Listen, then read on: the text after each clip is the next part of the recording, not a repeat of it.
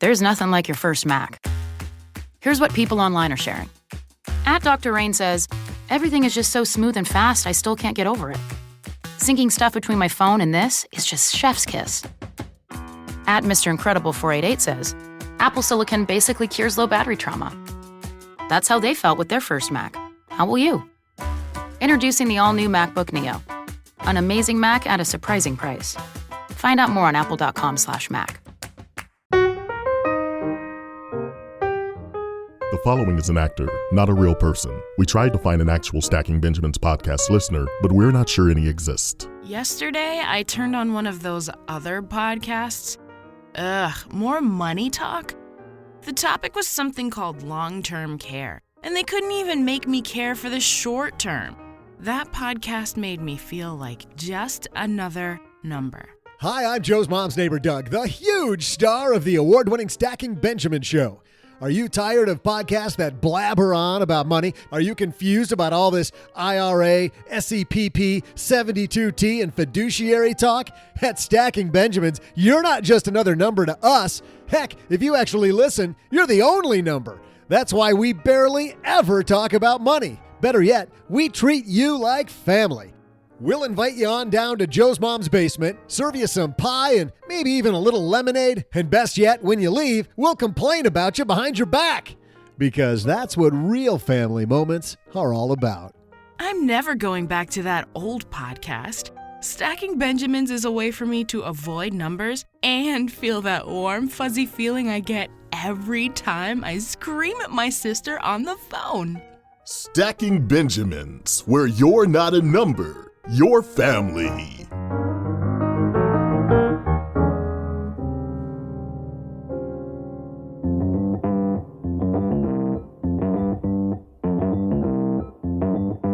Live from Joe's mom's basement, it's the Stacking Benjamin Show.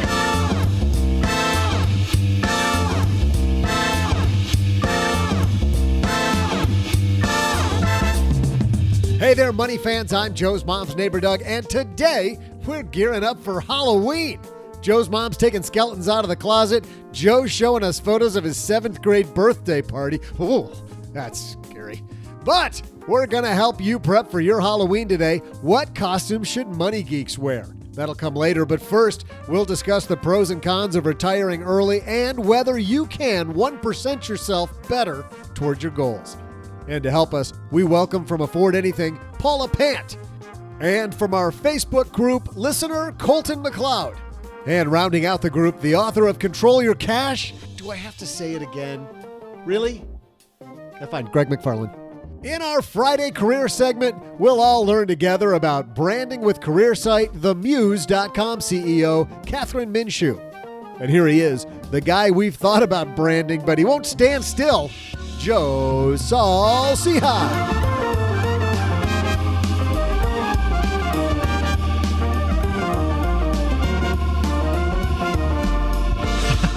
I'd be going around in circles like a race car because in Texas, we know where that branding discussion leads. I'm Joe Saul-Sehy, Average Joe Money on Twitter. And what a great way to start your weekend with the Stacking Benjamin Show, right?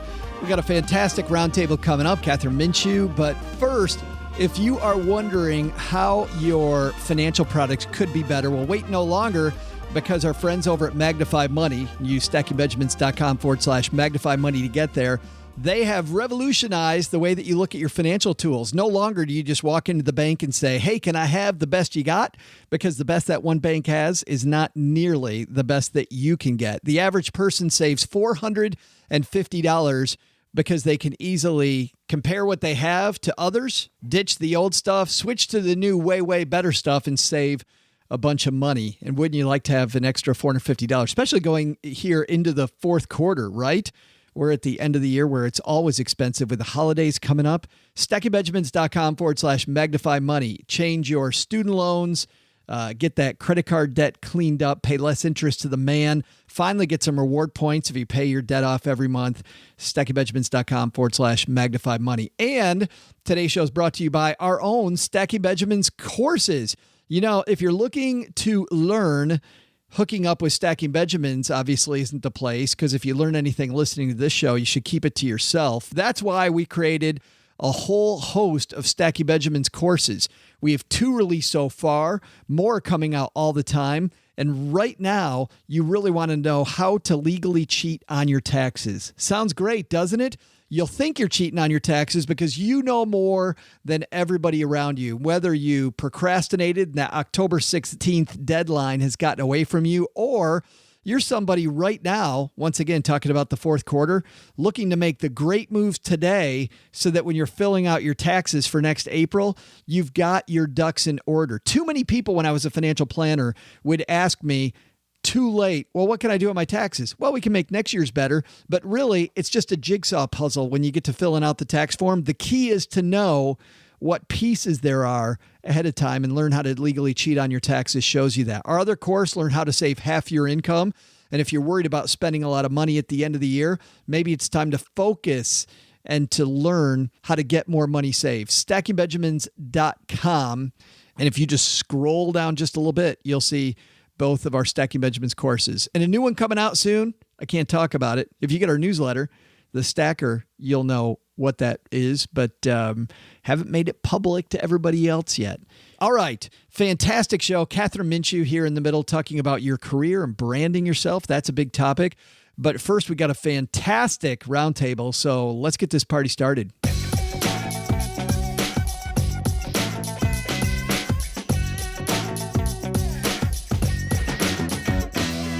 All right, let's walk across the basement here to my head shortwave and fire this thing up. It's been acting weird lately, so let's see if we can get our contributors on the line. Let's start in, I think, in Las Vegas, where I believe Paula Pant from Afford Anything is joining us. I thought I was joining from the moon, dude. What's going on? I don't know. This has been the weirdest trying to get us all in the same place we've ever had. But welcome. Yay. How are you? You know what? I'm great. I think, geez, you know what? Should we open up like a grilled cheese shop? I think this show could use the extra income or at least use the extra nourishment. Because it takes us so long to get done, you're hungry now? Yeah, exactly, dude. Yes. And I believe across town from you, we have the man who's the author of the hit book, Control Your Cash, Greg McFarland. The book is not hip. That's the whole point. It's supposed to be timeless. I said 500 years hit. From now, people will still be reading it. Well, not hip. Like it isn't trendy. It's a hit book. Like everybody wants it. Clearly, based on the amount that it cost on Amazon, everybody wants that book. I stand corrected. My correction of you has been corrected. And wait a minute. Hip is synonymous with everybody wants it? Yeah, forget that, Paula. We will let that go. As we head halfway across the country to our crazy third contributor today, Mr. Colton McLeod, who I believe listens to this show. Are you the listener, Colton? That is me, Joe. Here's the deal. If you're on the podcast, who's going to listen to it? Hopefully the friends I've referred to listen to this show. Nice job. So does that mean we owe you $20 now? I don't know. I guess I can bill you after we're done. Right. So tell everybody a little bit about you and how did you find the Stacking Benjamin show? Yeah, so I work in Nashville, Tennessee as a financial analyst and been out of school for a year. You know, I guess one day I kind of had an epiphany and I was like, I really need to get serious about my finances and set myself up for the future and stuff like that. Just happened to stumble across the podcast and, you know, fell in love with it and been a diehard listener and big fan ever since. Well, luckily you haven't learned anything, right? Correct. Fantastic. Because if you learn anything, keep it to yourself. Exactly. So, yeah, we are glad you're here with us, Colton. So let's kick this thing off and get rolling. We're going to start off at Investopedia, where this piece by Greg Doherty is called The Pros and Mostly Cons of Early Retirement. We're going to put the fire, Paula, to the fire movement here a little bit as Greg goes over the pros of retiring early and the cons of retiring early. Do you think there's more pros or more cons to retiring early? I think that there are more pros, and I think this article is a piece of CRAP. Nice. Tell it like it is. Why do you think that? Without getting into the, well, specifically tell us, what does this author say that you don't agree with? Well, he makes a bunch of broad generalities that don't necessarily have any substance behind them. They don't have any statistical data. He doesn't have any research. He just pulls opinion and states it as fact.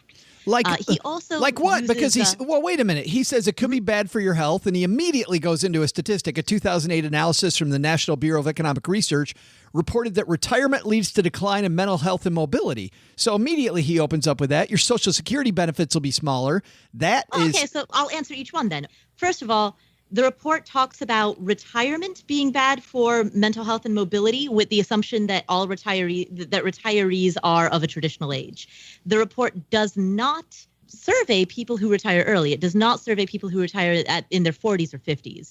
He doesn't cite a single study of early retirees, which is what the topic of this article is about.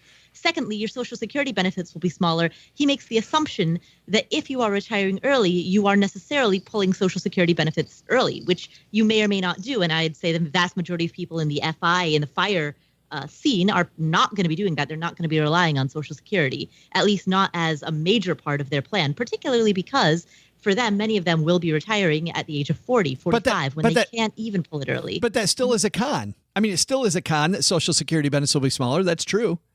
Sure, yeah, but who cares? I mean, and broadly do you need it? Like, why on earth would you continue to work for 20 years so that you can get 70 cents on every dollar that you put in, when instead you could generate your own investments? Like, that is such a narrow pixel within a bigger mosaic that he doesn't even begin to address. Greg, I wish Paula would tell us how she felt. I can tell you how I feel. Well, bring it on, man. I love how Investopedia cut me loose, but they still have time for a writer who lists it could be good for your health as a possible result of retiring early, and it could be bad for your health as a possible result of retiring early. Here, let me add something with my expertise. It could leave your health unchanged. Thanks. Where's my check? There it is. It's in the mail. Okay, the analysis from the National Bureau of Economic Research: retirement leads to declines in mental health and mobility. Okay, so he just made an argument for working until death. Fantastic. Big hand. Now, I hated working, not for the job itself, but just because I hated having to be somewhere at fixed hours on certain days. My job could have been having sex with Fox News anchors all day long, and I still wouldn't want to have to punch a clock to do it. I'd be like, can I have Friday off? Can I come in at 10? I want to go hiking. So if you're thinking of retiring early, I'm assuming that you've already thought this through, and I don't know what benefit accrues from some imbecile on Investopedia telling you you might miss your coworkers and your boss. If you're that close to them, you're going to hang out with them anyway. And besides, work should be a place to work, not a place to socialize. Do you think, Colton, that these other pros, you'll enjoy more time for travel, it's an opportunity to start a new career, that those are baloney too? Yeah, I'd have to agree with it. And I just hope nobody would take this article seriously when considering, an early retirement. I think it's a different process for everybody. And so I think it's hard for them to generalize these points and to kind of like format that to fit everybody. So I think this article is just kind of garbage. Okay, so let's stick with you for a second. Instead of pros and mostly cons, do you think there's mostly pros to retiring early or mostly cons? Well, I think it's different for everybody. I think if you're looking at retiring early and, starting that new business that you've just been losing sleep over, like ready to grind, then absolutely, that's great. But I think if you're just wanting to retire and spend time with grandkids and stuff like that, that's also great. But as far as like the cons of it being bad for your health and stuff like that, I don't see how this article makes any sense. Paula, is it mostly cons or mostly pros if you retire early? What do I think, or what does the article state? No, what do you think? Well, I think it's mostly pros if you retire early because you want to retire early. If you're forced into an early retirement against your will due to, health reasons or a layoff or whatever, sure, absolutely, that could have a lot of drawbacks because that's not what you wanted. But if you want to retire early and then you do so, I see that as being a net positive. Greg, would you have sex with those anchors, or would you just settle for sending them pictures of your genitalia? Why does it have to be one or the other? Why can't I do that? I can't just take Martha McCallum out to dinner and have her know the real me and leave her husband of 25 years and her 3 kids. Yeah, and then you get a big severance check. A lot of good restaurants in Nashville for that. It's fantastic. I'll take her down. I'll show up at the airport. 2 tickets to paradise. Pros or cons of early retirement, Greg? Well, me personally, yeah, the pros absolutely outnumber the cons, to the point where I wake up at a reasonably early hour, go to the gym, do yoga, fix breakfast, run some errands, and before I know it, it's 3 p.m, and I think, how the hell do people do this with a 9-to-5 job? Yeah, but here's a question. A lot of people talk about their job being part of their sense of purpose. If you don't have that job or that career, where does your sense of purpose come from? Have children. God knows how much I love children. Well, for you, that means have cats then, right? Technically, the cats were thrust upon me. Gotcha. But yeah, if you grow up dreaming of becoming an automotive engineer and then you get a job designing vehicles for Tesla, then yeah, congratulations. You found your purpose. You were tangibly making the world a better, more efficient place. I couldn't be happier for you. But honest to God, that is one person out of 1,000. I mean, for every one of those, there are plenty of regional representatives selling golf equipment and if there's at least one person who fits that description listening to this podcast, I apologize. But I mean, nobody grows up dreaming of doing PowerPoint presentations for the plywood wholesaler. Right. That's what we all dream. You don't have those dreams. I wake up in the middle of the night just sweating because I'm having that dream. Paula, you're talking a lot, I think, about in your arguments, really about financial independence, right?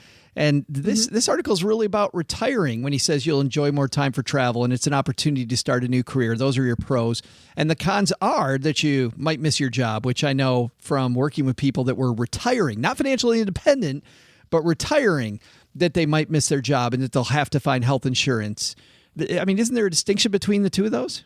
Well, financial independence gives you the opportunity to retire, right, whether or not you choose to do so. Right. But if you define, so in this article, he says retirement could give you, if you define retirement as the absence of paid work, then the statement retirement could give you more time for travel is accurate. Right. Retirement could give you time to change careers, however, would not fit that stated description. No. That's not retirement. That's a career change. But the others, the cons of retiring early, you'll need to find health insurance. You might get bored.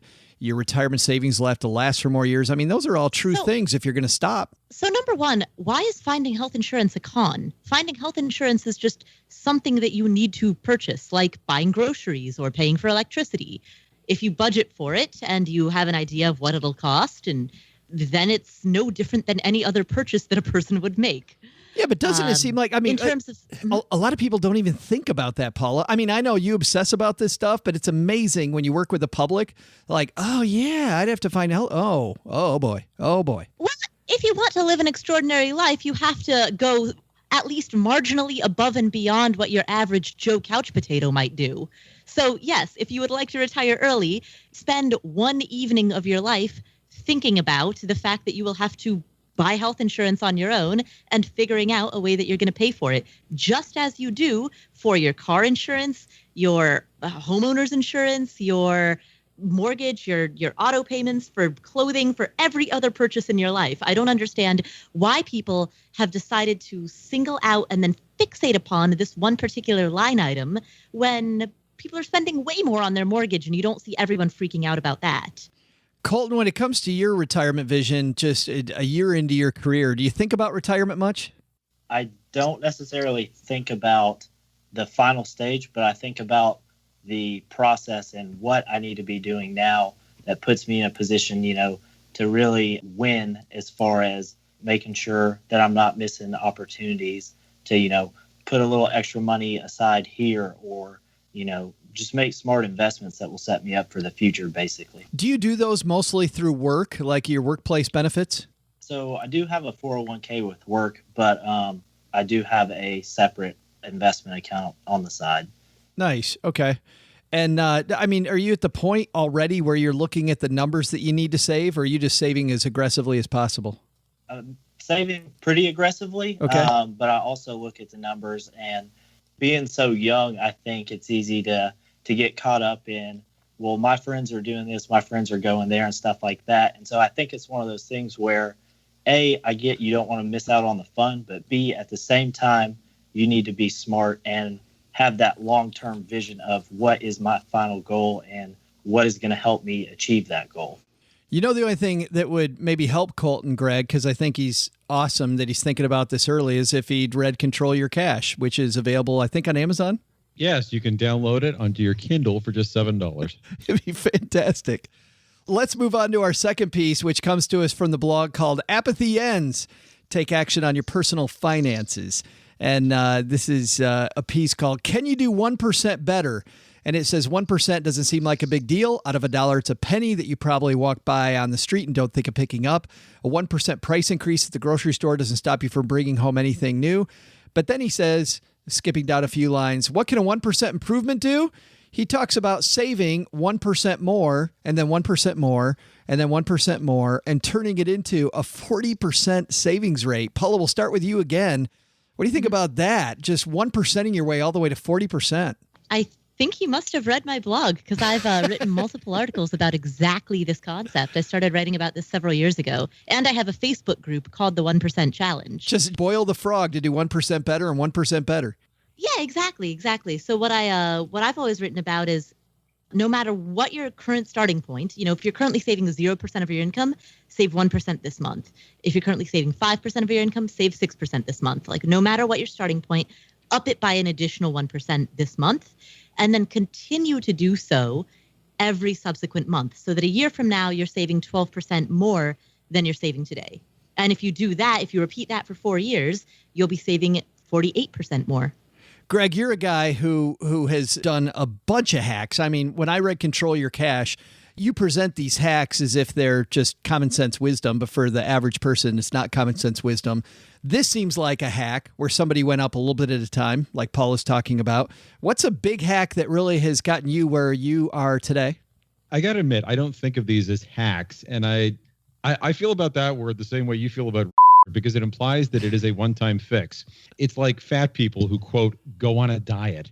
The assumption being that once they lose the weight, they can go back to the previous behavior. Right. If you're not going to make the change permanent, then why are you bothering? But to answer your question, the big hack for me, if you will, was hyper saving. I spent as little as possible in my formative years of adulthood, primarily because I didn't have many expenses, but also because, see earlier in the show, I didn't want to work for anyone else. Again, this comes down to my mantra, buying assets and selling liabilities. I bought items that would help me build wealth. A better and initially more expensive car that I wasn't constantly pouring money into, a business license, a house that precluded me paying rent.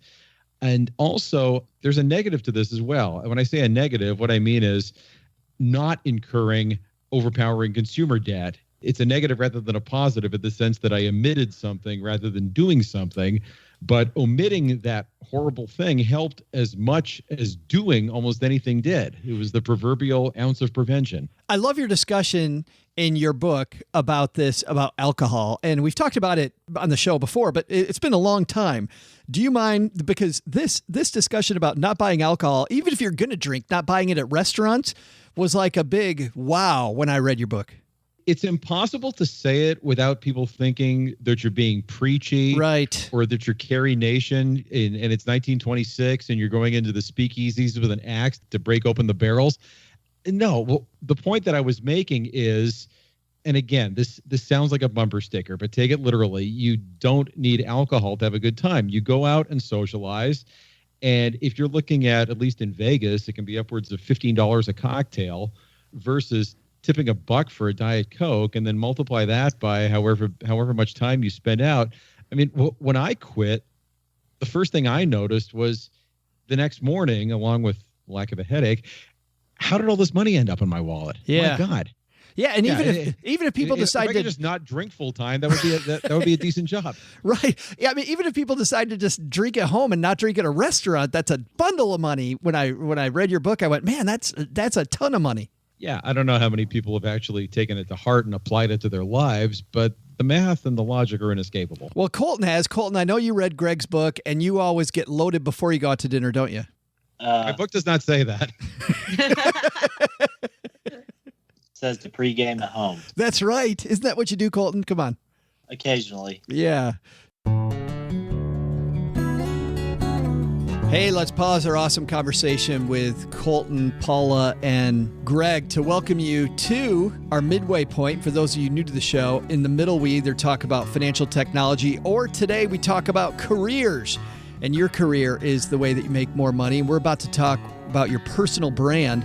But this whole segment is brought to you by FAMZoo. You know, wouldn't it be cool to teach kids the good money habits they need to stack Benjamins from the very beginning instead of learning the hard way when they're in college? Those of you that know me and know my story, I had my credit card taken away after about 3 months because I never had any education about money. A company called FAMZoo has the answer. It's a financial education kit for kids, which is a fantastic, robust, award-winning app paired with prepaid debit cards. And your kids need to know about plastic today, not like I did. Here's some good news. With their individual cards, they can make their own purchases. They can't overdraft and they can't run up debt. It's like a credit or debit card with training wheels. That makes it quick and easy to move money to the kids, keep an eye on their activity, and even lock their cards if necessary. It's safer and better tracked than cash, which kids can't use online anyway. And better yet, FamZoo has all these built-in educational features to teach kids about compounding interest, budgeting, how to manage their expenses, earn money through hard work, and lots more. It makes the conversation when you're teaching kids about money so much easier. Head to stackingbenjamins.com/FamZoo. That's FAMZoo. stackingbenjamins.com/FamZoo for more. All right. Kathryn Minshew is not only the CEO of the rockin' website, The Muse. So many people go to The Muse. I love hanging out, and the discussions they have and the articles at The Muse are fantastic. Kathryn also was on the show recently because she has a best-selling book with her co-founder at The Muse, Alex Kavakoulis, called The New Rules of Work. We're going to talk about the new rules of branding with her right now. Kathryn Minshew coming down to the basement.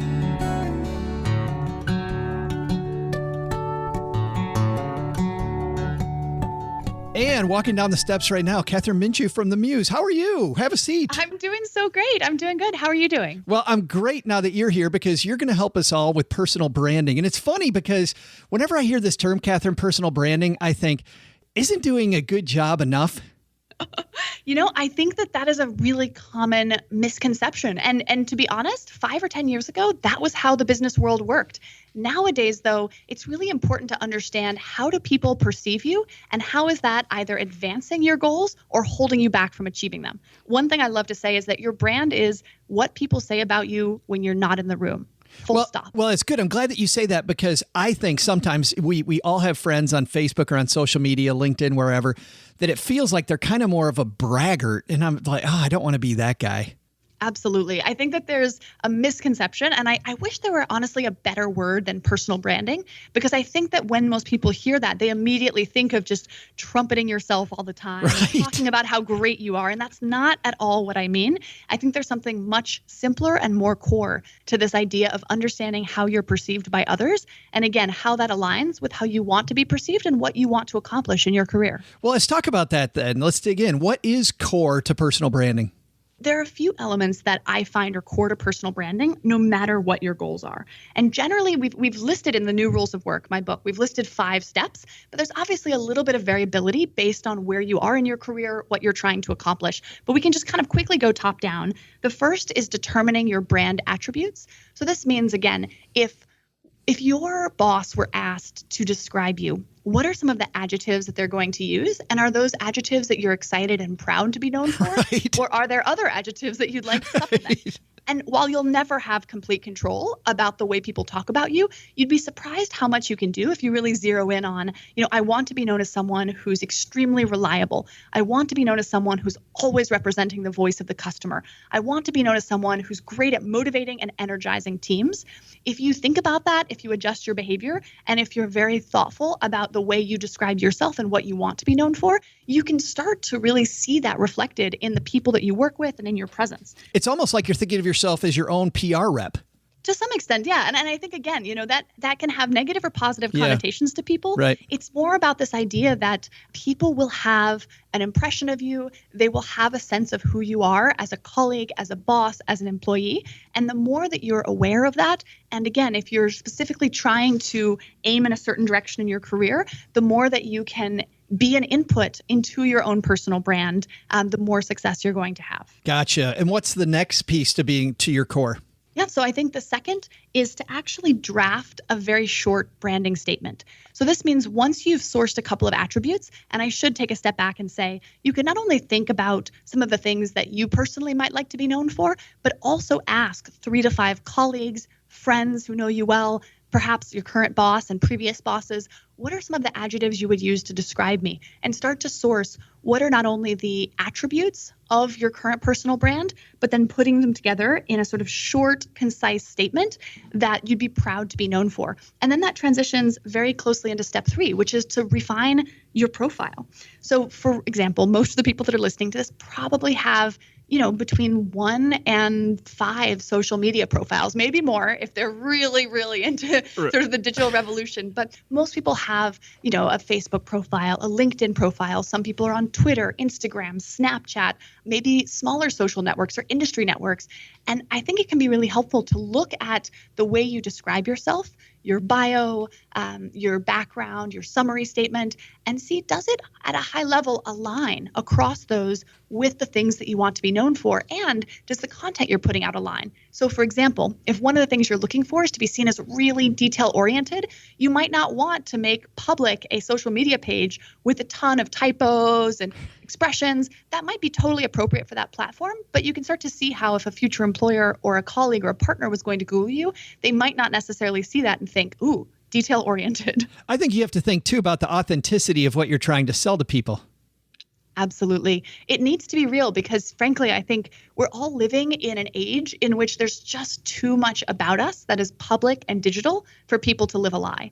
This is why I think at the core of who you are, it has to be authentic. And again, you're never going to be able to convince people that you're something that you're not, or if you do short term, they're going to end up really disappointed. And I think it'll end up damaging your reputation. So that's why I think sourcing sort of more genuine attributes and then thinking about, of course you can work to improve yourself and to get better, but making sure that it's, as you said, true to who you are. It seems to me too, Kathryn, that we need to think closely about those people that we ask to give some advice to us about who they are. Because I'm thinking that I probably want somebody who's more of a Gordon Ramsay character, somebody who's not going to hold back than somebody who, is going to tell me just what I want to hear. I think that's very fair. And I think that having both of those voices can be helpful. Okay. But you're right. I mean, if you only ask the people who are never going to say anything negative, you'll get a very one-sided picture and you're going to miss out on some of the most useful feedback that you can use to improve. I love this. Okay, so now I have my statement. I've thought about my brand. I've asked people about my brand. I've made my statement about my brand. What's next? All right, so 2 more steps. The 4th is creating a personal website. Now, I know a lot of people look at this and they think, why do I need that? And it's true. I don't necessarily think every single one of your listeners absolutely needs a personal website, but I can't understate how useful it can be for really crafting the perception that you want to own as a professional, as a leader, as an up-and-comer, and then putting that out into the world. For example, there are a number of sites, Squarespace, Wix, etc., that allow you to create a personal website very simply without a lot of technical skills. They're very inexpensive. There's usually some sort of, couple dollars a month hosting fee. And then you can actually put up there, projects you've worked on. If you're a designer or a creative professional, you can link to samples of your work. You can include a slightly more personalized statement about who you are and what you do. And again, I think this is critical for people who are freelancers, sort of journalists or sort of independent professionals who are going to be engaging with a lot of strangers. But for other people, you can find that it actually can be a really helpful exercise, both to put together and also to have as part of your digital presence or calling card, as it were. That's what I was thinking, because if you're constantly working on your resume, you're not waiting for somebody else to train you. You're not waiting for somebody else to have the initiative. You're taking the initiative into your own hands. Exactly. And I think that can be really helpful in sort of getting yourself out there. Yeah. But by the way, don't go look at my personal website. I have one, but we're now at the part that Joe needs to improve.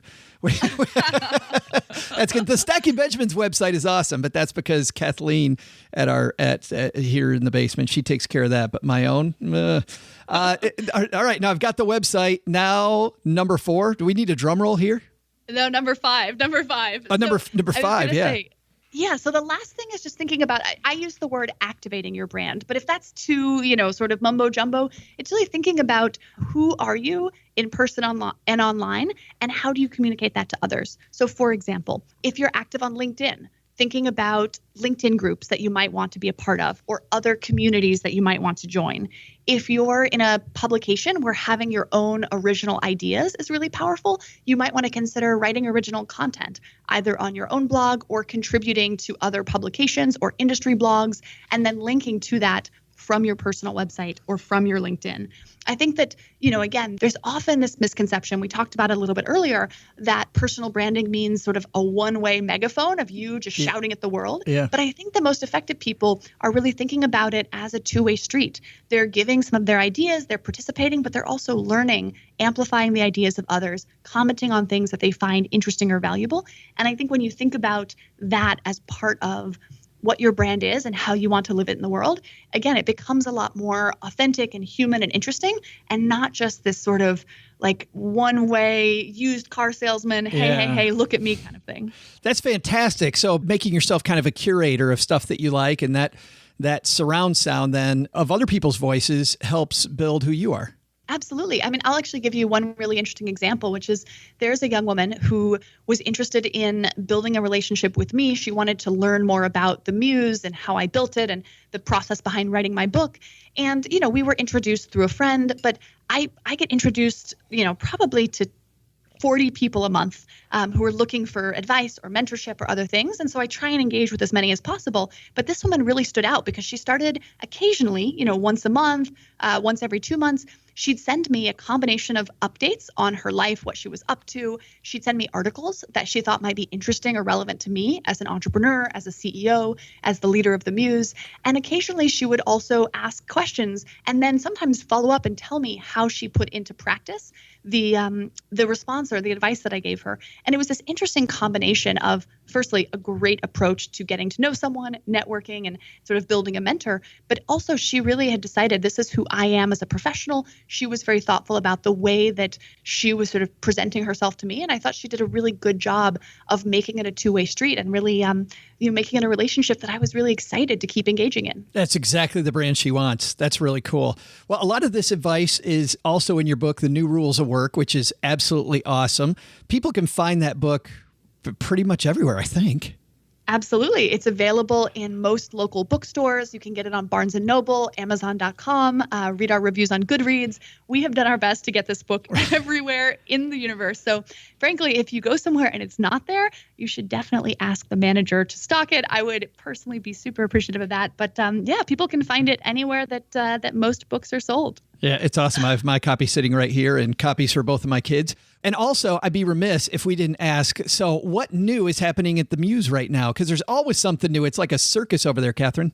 Absolutely. So themuse.com, we've had a pretty interesting end of summer and start of fall. We've seen a lot of interest around career paths. So people coming to the Muse and saying, I'm early in my career in journalism or product management or sales. How do I learn from people who are more experienced than I am? How do I learn how to really excel? And it's not just people that are early in their career overall. We're also seeing a rise in career changers, people that have 10, 15, 20 plus years of experience in another field and are then coming to the Muse to make a big change in their life. And I love that that's becoming more acceptable because I think it's such a good thing for people to be allowed to wake up and realize, what? So what if I'm really successful? So what if I've got 15 years of great experience in my career? If I really feel like I'm called to make a big change and I want to do something else, then I want to build a platform and a community on the Muse that supports people in doing that. Boy, that sounds like a future topic for us too when we talk next.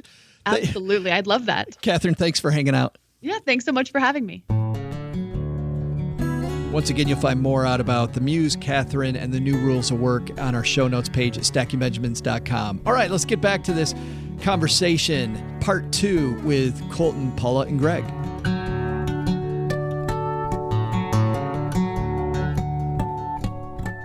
So let's talk about hacks, to use the word that Greg doesn't like, and I think I'm with Greg, but what changes, and for you, maybe out of college, like what things have you done to kind of streamline your ability to save more money? So I know this is going to make me sound like an old man, but one of the first things I did was I bought a monthly planner where I could lay out, all my expenses and stuff like that. Every 2 or 3 days, I'll go through and I'll write down my bank balances and stuff like that. So it helps me visualize how this month is going and stuff like that. And so when I see, okay, I'm struggling in this category, it kind of helps get me back on track. And, all these apps and stuff are great, but at the end of the day, you can hit a button and it's gone, and it's, you're not going to remember what, your app said a few hours ago. I mean, but if you take the time to write it down and really organize your financial life, and you write those goals down and stuff, it really helps you stay on track. Do you just like the tactile feel of a pen and paper? Is that the deal versus an app? Because it seems like what you're talking about, you could use Tiller or one of the many apps out there that'll help you do that automatically, what you're talking about. Right. And I've heard about Tiller and I haven't gotten into it, but I like the planner thing because, if I travel or something like that, I can throw my planner. It's a pocket size, so I can take it with me no matter where I go. So I'm always writing that down and trying to stay focused on the goals. Yeah, and Greg, the keys, like Colton's talking about, I think isn't about technology. It's about having these kind of pillars like you talk about. By the way, Carrie Nation died in 1911, long before Prohibition. Paula? I don't know anything about what you're talking about. Carrie Nation is a person? It's an odd name for a person, but yeah, she was an anti-alcohol lunatic from the late 19th, early 20th century. One thing I do need to mention, the reason people hesitate to save an additional 1% of their paychecks, but won't bat an eye when the price of a staple increases 1%, is because paychecks represent a vastly different number before expenses than after. If you've got a big nut paying out your mortgage and your car and your credit card bills that you shouldn't have let get away from you in the first place out of your salary, well, saving an additional 1% of the raw number might really mean saving an additional 10% or 20% after you've taken care of your nut. The author talks about how minuscule amounts can accumulate over the years. Yeah, but I mean, that 1% can add up to $135,000 in 40 years. Okay, great. But if inflation over the next 40 resembles inflation over the previous 40, that's more like $33,000 in 2017 dollars. Not bad, but you can do better. Yeah, Paula, when it comes to ways that now I know the 1% thing isn't the only thing you've done. What's another powerful thing you've done to really change your financial situation? I would say the most powerful thing that I've done is focus on the big three, or really the big four. So the 3 to 4 biggest expenses that people have. When people talk about the big three, it's housing, transportation, and food. And then if you want to add a fourth one in there, taxes. If you do nothing other than focus on those 4 categories, you can make some major changes. And so for myself, housing was the big one that I focused on. And when I was a renter, I kept my rent payments as low as possible. Sharing a room in an apartment with a bunch of other roommates. Then when I became a homeowner for the first time, again, I was living in one unit with roommates while renting out the others. So just by doing that and consistently keeping my housing costs at or near zero, that did more for me than anything else. And that makes sense, paying attention, because the 2 biggest line items in your budget are the house and your vehicle. Yeah, well, in most people's, yes. For mine, not at all. I mean, but that's my point. Is it $400 car for a year and a half? No, my point is you kept those low, and partly you made the decisions about the major. Like a lot of people will spend hours clipping coupons, right? And you instead made decisions about your 2 biggest line items, and you don't clip coupons. Exactly. Yeah, I think that's a great place to end that. Let's finish with, of course, we always end with just a very, very high-class article. And we're going to do that here at Moneyish. We're getting close to Halloween. We're a bunch of money nerds that do the show and that listen to the show. So I'm wondering, if you're thinking about Halloween, what do we do? This particular article says, is this pregnant Kylie Jenner outfit the most offensive Halloween costume yet? And there's the sexy Border Patrol agent, which I'm sure is what Greg's going to wear this year. Adult Lady Boy, which is what Colton's going to wear. And sexy fake news, I'm sure Paula's going to be you. Also topped this year's ghastly. I love that one. Sexy fake news.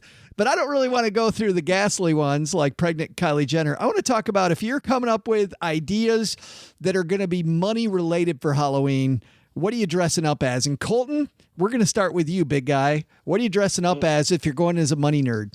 If I was going as a money nerd, I'd probably have to go with one of my favorite investors of all time. Just throw on a suit and a pair of glasses.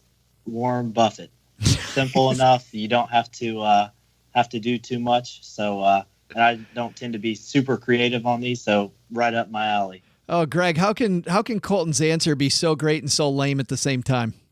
It's got to be an ill-fitting suit too. That's right. Well, I am an adult, so that precludes wearing a Halloween costume, but I would dress as Janet Yellen. We already have similar hair, albeit different colors, and I wouldn't have to spend a whole lot on clothes either. I could probably suit myself up at Goodwill. That's so great. Paula, how about you? Jim, you're an adult, and you dress up for Halloween, don't you? Oh, heck yeah, I dress up every year. Absolutely. Let's see, as a money nerd, geez, I'd probably just go as myself. I mean, seriously, I think I'm pretty well, at least known within certain circles for being completely nerdy. Would that scare people too much though? Like Paula Pant on Halloween? Yeah, I think it would give small children nightmares. It would scare the hell out of me. So do you think you'd go as fake news? What's the worst costume you ever went as, Paula? The worst costume? Yes, the one that you go, why did I do that? There have been a few years where I actually didn't have a particular thing that I was going as. I just just found random strange articles of clothing and I put them all together. And one year when I was doing that, I found I took a banana peel and I stuck it to a hat and wore that around. Those are probably some of my worst costumes. Oh my God, banana peel. What the hell? Yeah, exactly. I literally was just a mess. Yeah, that would send Greg back to drinking. Colton, tell me you have a really bad Halloween costume. Yeah, so freshman year of college, had to go as a French maid with fishnet stockings. Good work. It was all out. It was pretty disturbing if you weren't in on the prank. So. Did you get a job as a French maid? Luckily, no. I don't think they enjoyed seeing me in fishnet stockings. No, that's it. That's an appropriate place to leave it, like every episode of the Stacky Benjamin Show. Paula, what's going on at that awesome Afford Anything podcast and blog? Oh, at the Afford Anything podcast, I am every other week answering questions that come in from the listeners. And I also, in the other weeks, have interviews with, among others, Pete Makaitis, talking about how to be awesome at your job. AJ Jacobs, talking about how we are all cousins twice removed. Robin Dreek, former counterintelligence official, talking about how to create trust both at work and at home, and a bunch of other awesome people. So tune in for any of those interviews. Greg, tell me that you're writing Control Your Cash 2, Return of Control Your Cash. Very soon. In the meantime, just look at Paula's articles twice. Awesome. Great. Colton, thanks a ton for joining us, man. Yeah, thanks for having me. It's been a pleasure. What's coming up for Colton this next week?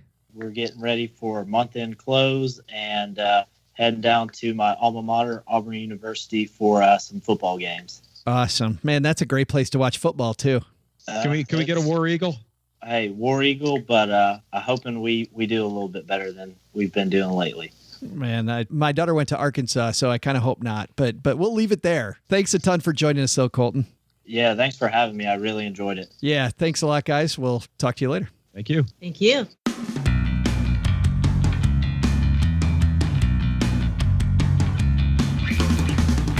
That's going to do it for this episode, everybody. But we've got a host of stuff we're doing next week.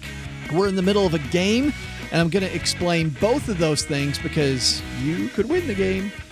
And you definitely want to know what we're doing here next week, don't you? Most of the time, we want to know what we're doing here 20 minutes from now. We don't know what we're doing next week. But luckily, I do know both of those things. But first, got to take you over to stackybenjamins.com/magnify money, because at the end of the show on Friday, we always head there to see how interest rates have changed on some of the best savings accounts in the nation. People say, oh, I can get 1.2 somewhere. We've been talking about 1.4 at Magnify Money for a long time. So stackybenjamins.com/magnify money.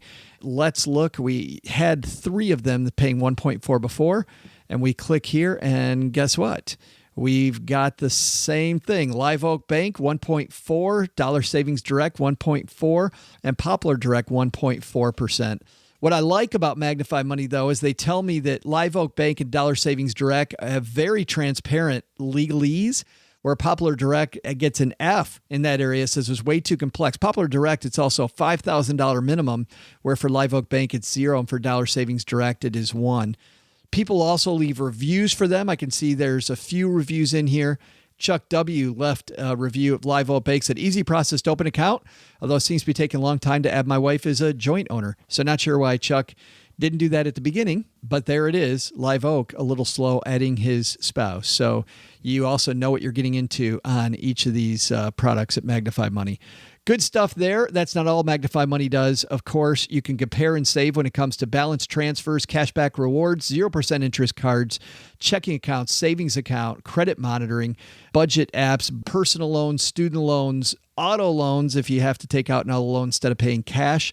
All that at stackingbenjamins.com/magnify money. This show is also brought to you by our own courses at Stacking Benjamins. If you're looking at the fourth quarter going, man, it's going to be expensive, why not go the other way and say, what if I can learn to save money while most people are spending money? Well, we've got you covered. If you head to stackingbenjamins.com and scroll down just slightly, you'll see our 2 courses, but I'm talking about learning how to save half of your income. We're going to teach you in 5 easy modules just how to get more money saved, figure out how to calculate half your income, how to live on a shoestring without living in a shoebox, how to do some of the big things about changing your life for this coming year, the mechanics, where to put your money once you save it. And then the 5th module, of course, it's easy to identify all this stuff, but how to stay on top of it to make sure you keep saving more for the rest of your life. And I'll tell you this, it's about setting up systems, and we help you with that. stackingbenjamins.com/save the number 50, or just go to Stacking Benjamins and you'll see that you just scroll down and there it is. All right. Let's talk about the game that we play on Fridays. For those of you new to the show, I play a game because OG, my usual co-host here on Mondays and Wednesdays, isn't here on Fridays. And so the game works this way. Each week I give you a little hint, either at the very beginning of the show or in the show notes, the show description, or somewhere in the show title. But it's always a little bit out of place. So look for that. Compare that with what we do at the top of each other show. And guess what happens? You will suddenly have an aha and go, you know what? I know what this puzzle is. And you'll write me, joe@stackingbenjamins.com. And if you're in the first 24 hours of the first person that answers it, your name will be entered to win a prize pack we put together specifically for you. So, and this is a fairly easy puzzle that we have here. So good stuff. All right. Coming up next week on the show, let's talk about that because, man, we had a great week this week. We have even more fun last week. Big thanks to Pete Makaitis talking about how to be awesome at your job, and also to Gretchen Rubin. How great was that, talking about the 4 tendencies? It's always easier to talk to people when you talk to them on their terms, isn't it? But next week, Jocelyn Panetta, get this, $126,000 she was able to get in scholarships. Her family couldn't afford to put her through school, so she had to figure out a way herself. And bam, $126,000. And she's going to teach you about what she did. Then on Wednesday, we're talking to Matt Wolf, who is at Haven Life, and he is an actuary, which means he prices policies. And what's funny is that may sound boring at first, but guess what? Once I figured out how that stuff all worked, you know what else I found? I found that my opinions about insurance and about how to evaluate them completely changed. So if you think that insurance is a ripoff, it probably is the way that you're approaching it, and you're going to see how scientific it is. And I also think that you're going to make some different insurance decisions, which in a lot of cases can save you a bundle of money. Because, and I'll give you a little spoiler here, you'll stop thinking about insurance and you'll start thinking about risk management. And if you widen that discussion to talk about risk instead of insurance, you're going to make much, much better decisions. So that's next week. And of course, next Friday, we've got another great roundtable, including another awesome company called Hoot that we'll introduce you to next Friday. So that's it on the show. Thanks to everybody who listened this week. Thank you to everybody who left us a review. Thank you also to everybody who listened to our special episode Thursday and the people that nominated us for a Plutus Award. We're up for Best Podcast 2017.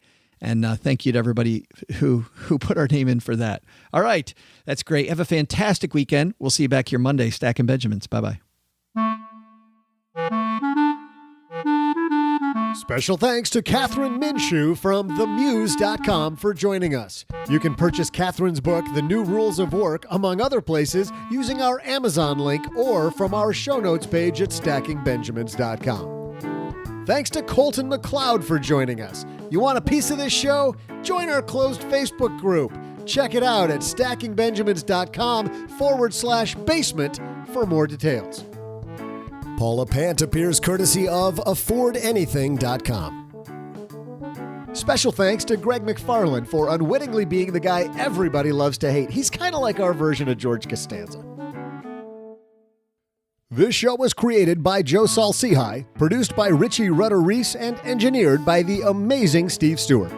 Kathleen Selmans handles design, newsletter, and classroom opportunities. If you'd like to learn more, head to stackingbenjamins.com/classes. Online, visit us on Twitter at @SBenjaminsCast or on our Facebook page. Shannon Cowan is our community manager and social media guru. I'm Joe's mom's neighbor, Doug, and I'm pretty much the guy in charge of everything around here. Trust me, this well-oiled machine didn't get like this all by itself. SB Podcasts may receive payment on the show from sponsors and guests in the form of books, giveaway items, discounts, or other remuneration. There's no way you would take advice from these dorks, but like Joe's mom always says, don't take advice from people you don't know. This show is for entertainment purposes only, and before making any financial moves, consult with a real financial advisor. Big thanks also to Joe's mom for stopping with the decorating and putting the skeletons back in the closet. Sometimes we don't need to see everything, if you know what I mean.